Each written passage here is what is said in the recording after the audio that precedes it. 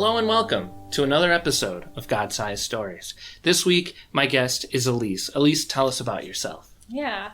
My name is Elyse Peggar. I am a wife to Rob. We've been married for almost 9 years now. And we have 3 boys. Our oldest is 6 and our youngest is 1.5. So we have a very active household, as you can probably imagine. Lots of energy and movement and wrestling and love. Lots of love. I also work part-time at Village Church. I'm the adult discipleship coordinator, so that really encompasses all areas of adult ministry. And that's been a job shift that really has just happened in the last 6 months. So it's been an exciting change, but another responsibility and thing to kind of feel out in this season of life.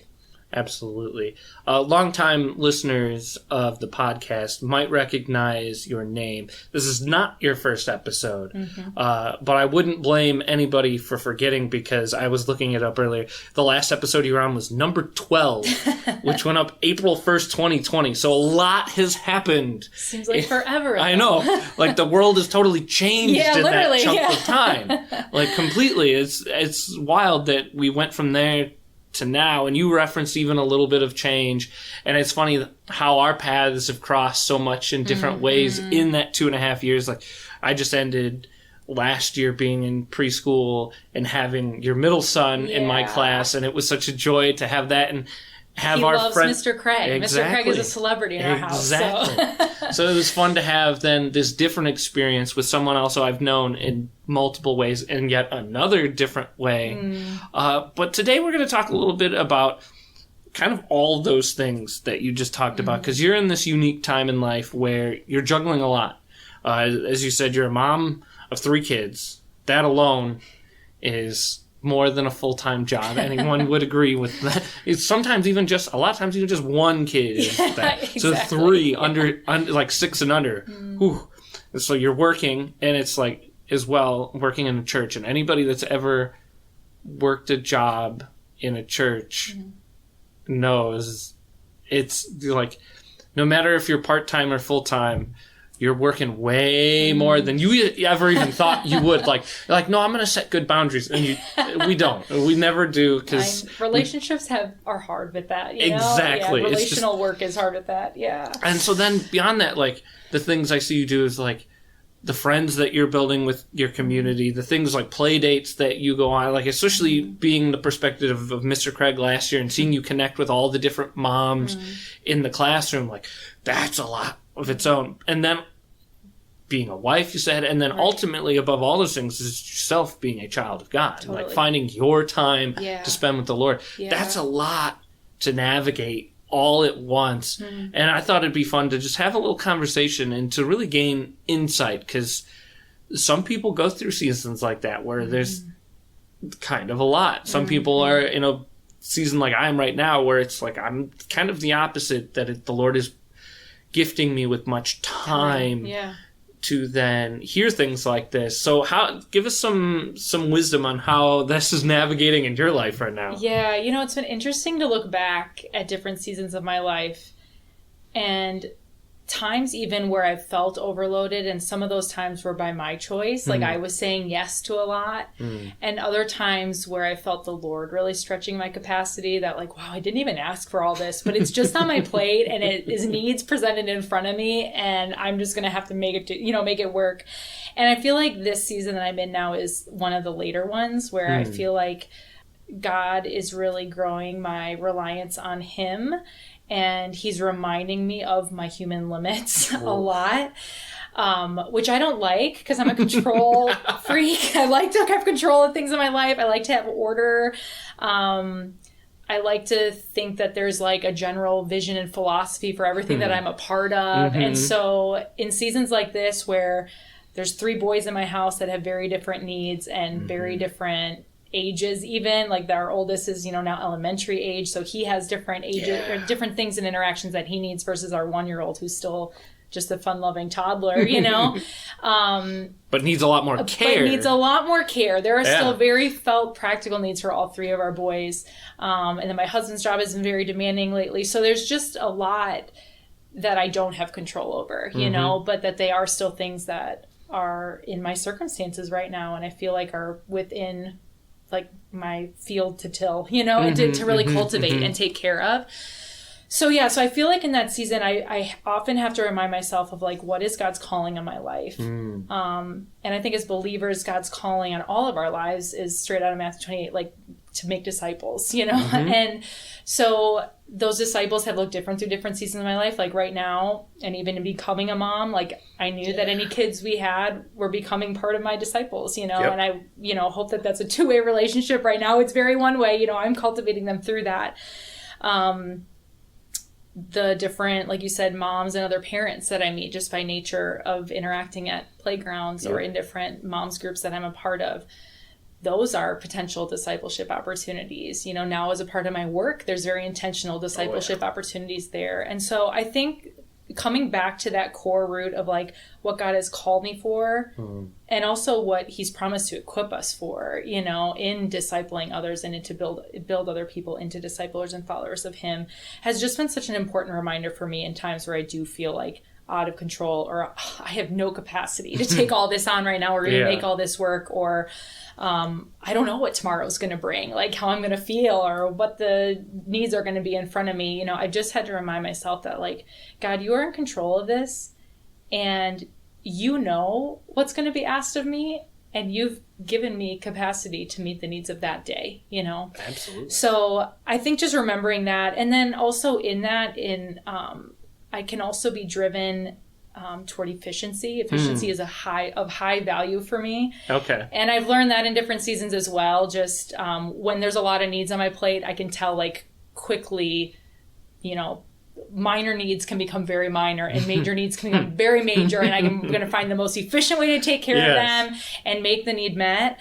And I think one thing that God's really been reminding me through those sorts of tensions in like just wanting efficiency and smooth process is that like there's people involved. Yeah. And so I feel like there's been a lot of tenderness sewn into my heart in times where I felt a little more out of control or chaotic in that like he's just reminding me to see the people around me, and that's been really important, especially in this past season. Even this summer, for example, when I would take all three boys to the park and there'd be another mom. In past seasons, I might have been more like, okay, this is my break. Like all boys are playing nice. I'm just going to sit here and take care of a text message I needed to reply to or just look at the sun or, just something like that.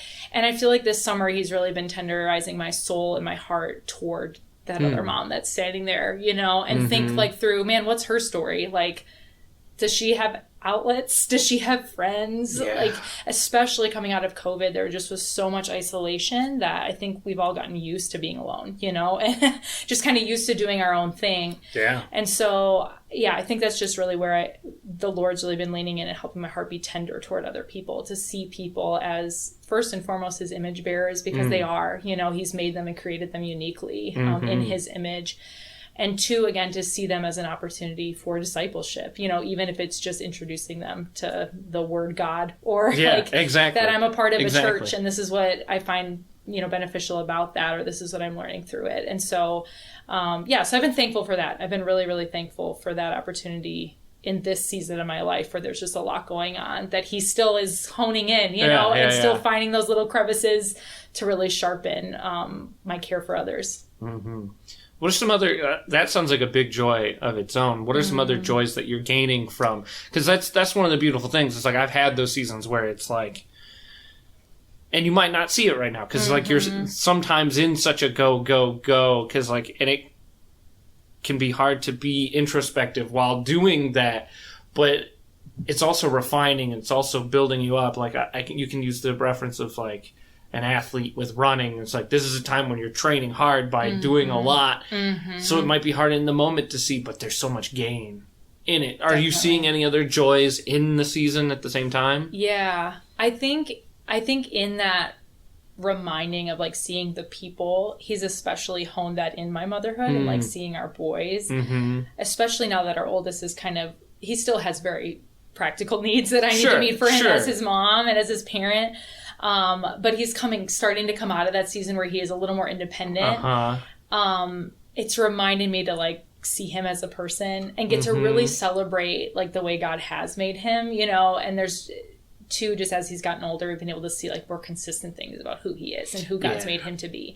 And there's just a lot of joy in that. There is like nothing better than seeing a kid that's, you know, you're raising in your home just start to kind of shine in his own little way, you know, that he's kind of showing little glimmers of like, man, what is he going to do in the world, you know, and helping kind of create that wonder about, you know, where God's taking him. I feel like when they're babies, you kind of like wonder really free-spiritedly of like, I have no idea what they're going to be like because I haven't really seen their personality or how it plays out in, you know, like a school setting or a friend setting. But now that we've seen that, even with our older two boys, it's kind of fun just to celebrate that with them and get to even verbally recognize that with them and share like, hey, like, I really see that God's given you this gift. Like, I hope that that's a part of life that you really are excited about and celebrate too, you know, and see that as a really good thing for the world to have through you. So that's been definitely a joy. I think too, in marriage, there's been joy in Rob and I being able to find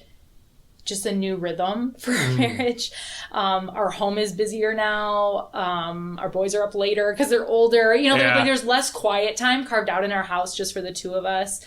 And so I've really enjoyed like working with him to figure that out as well. And so I just feel like there's been a lot of joy in like communicating better with him and, you know, finding opportunities for us just to have like little pockets of fun, whereas we were used to longer pockets of fun before. So that's been really good. And I would say the other joy, I think especially with this job shift that I've experienced over the last couple months, just getting a seat to see what God's doing in the local church has been such a, probably more of a privilege than a joy, but definitely both. But just such a privilege, like, I mean, because he is moving and like he does have such care and love for the local church. And so just being able to see some things and people grow in that context and to be a part of kind of shaping and honing that has just brought a lot of joy personally. And especially because that wasn't a part of life. I mean, 5 years ago, I would never have said like, I'm going to be working as a young mom and I'm going to be in ministry. Like if anyone would have said that to me 5 years ago, I'm like, you're crazy. I don't know what you're talking about.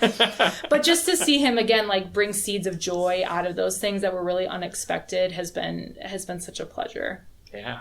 And I would reflect that joy as well from an outside perspective. Like that is the thing that I see coming from you, but then also from the spheres around you, just like being in the same local church and like seeing the excitement of people for God's work to be happening here. And it's not that we've captured some magic and somehow like God is doing that in many churches across the world that where his saints are being obedient and serving him and wanting to spread his name and build people up and make disciples. Like it's happening because that's what he does and that's what he promises. And it's like to be in that environment in a church is so exciting. You know, it's there's so many good things that are either happening now or that we can see on the horizon. And you just hear the buzz on a Sunday morning of the excitement of people, or when we're doing like, so one of the big things I know that you're like spearheading is like revamping our small groups and getting them excited to connect with more people and really help people build up in this idea of discipleship and building up people for the future. And people are hungry for it. And it's like to see that happening from all around us is just so wonderful. Totally. And just see God's fingerprints in that too, you know, like the timing. Again, I talked about isolation a little bit ago, but you know, our whole world is experiencing such intense isolation that it's just a cool time to be helping people lean into community, you know, because some people are so hungry for it and others are like, I don't think I need that, but they do, you know, so it's a really cool opportunity to help people re-see that need, that felt human need that we all have. So kind of like the final question I want to ask will be kind of like a two-part question, because like with you know the joys of the season, there's struggles because like even as an example, like we were laughing before this, like the recording today kind of turned into an example of what a season like this can breed. Whereas like you feel bad, but it's like I laugh because it's awesome, and that's I've recognized that in myself in the busy seasons where it's like sometimes things get pushed a little back, and we're like, well, we got to make sure we're done at X time because son's got to get picked up from school. And that when you're talking about majors and minors, that's the top A major of that's one, in the yeah. majors. It's like, nope, son must be picked up at certain time or else. So it's like this got pushed back a little bit, and that's totally fine because this is definitely a more minor thing. I appreciate and it. it works.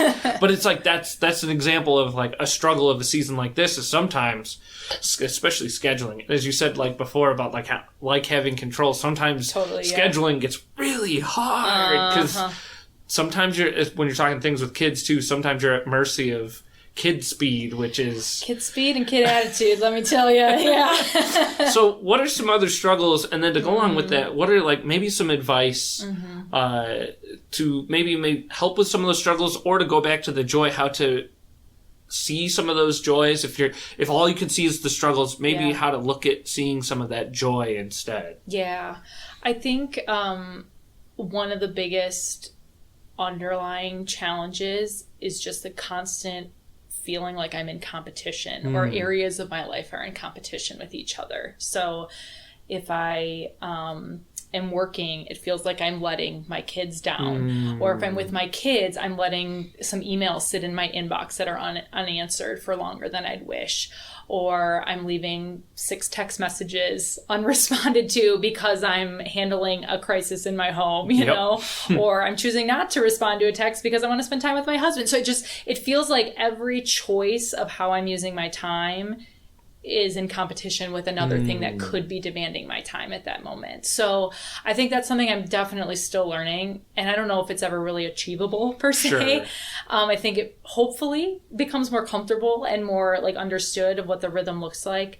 But that's something I pray hard into. Like, Lord, would you just make clear to me what you're asking me to do today? You know, because I know more needs are going to come across my plate as to what I can handle, and show me what I really am called to bear and what I'm called to just assist with and then dismiss, you know? And so I'm still learning that. Like, he's still teaching me that discernment.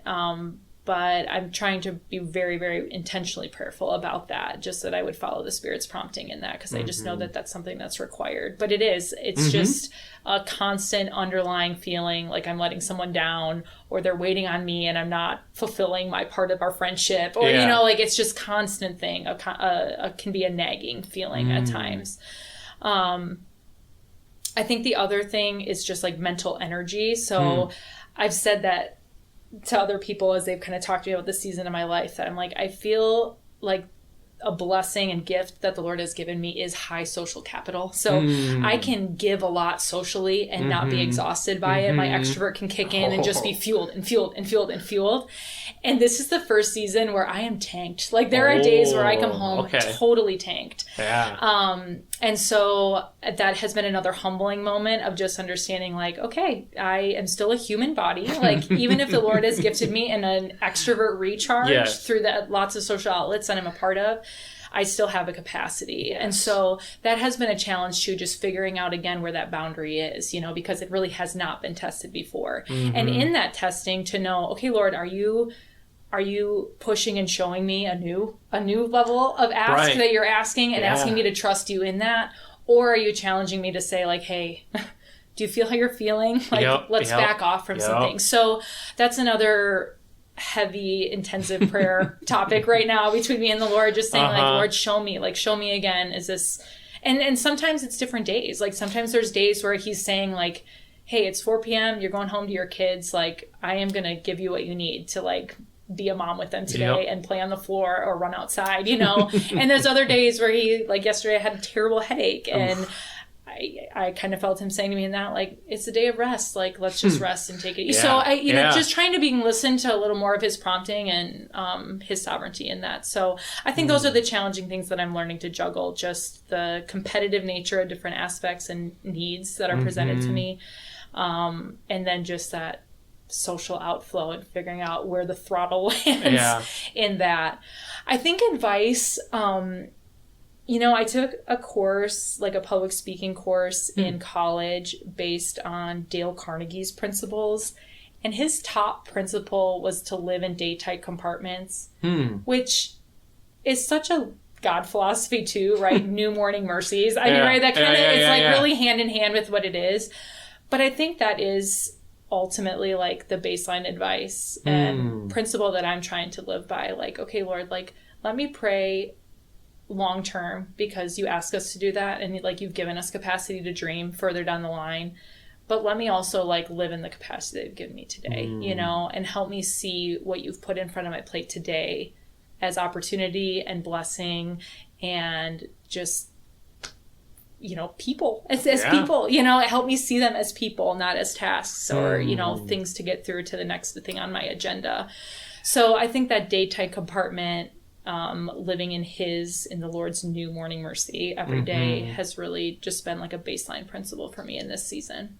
That is good advice. Because that's exactly some of those things that I really struggle with as well. Especially a long time ago, we talked about like when we put it on ourselves, you know, it's not always God putting on us. Sometimes it's, you know, saying yes to all good things instead of yes to just a couple great things. You're just saying yes to every good thing. And I do that too often, partially because I don't want to let people down and say no to a good thing that I know I would be good at, but then it keeps me from doing great things instead. And then there was something you said a while ago, like almost at the start, that I really appreciated, that I feel like is another good chunk of advice to throw in here at the end, is like making sure all the things you're doing are kind of aligned, especially with a common purpose and like the idea of like a mission. Like I know we as a church have been kind of doing that as a church. It's like having a mission statement and all being kind of going towards that instead of multiple different directions. Right. And I think that definitely helps with that thought process of like,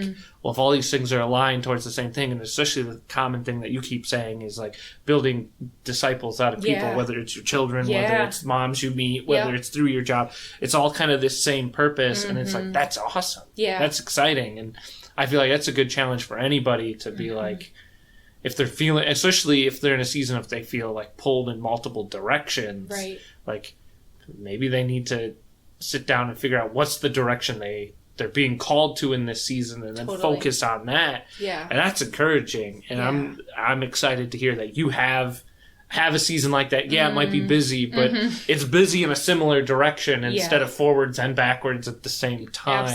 Absolutely. Finding those connecting pieces, right? Of how the Lord is kind of using who he's made you to be to really be on mission, to do something. Amen. Well, Elyse, thank you so much for spending this time with me, because as we've talked, time is a very important capital in your life. And that's always the way it is with me, is like I always joke with people, like money comes and goes, but like time, it's finite. We don't know how much finite time we have, but it is finite. And I want to use it to the best that I can.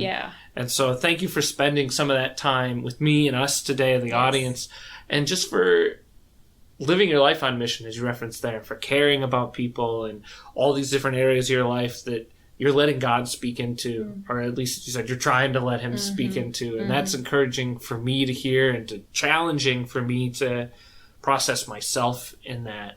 Audience, I hope the same for you. I hope you're challenging yourself in some of these areas, and your time with God and your direction with him, so that you can really let it encourage you and where he has you to go this season and next. And as always, audience, thank you so much for listening. I couldn't do this without you. Goodbye.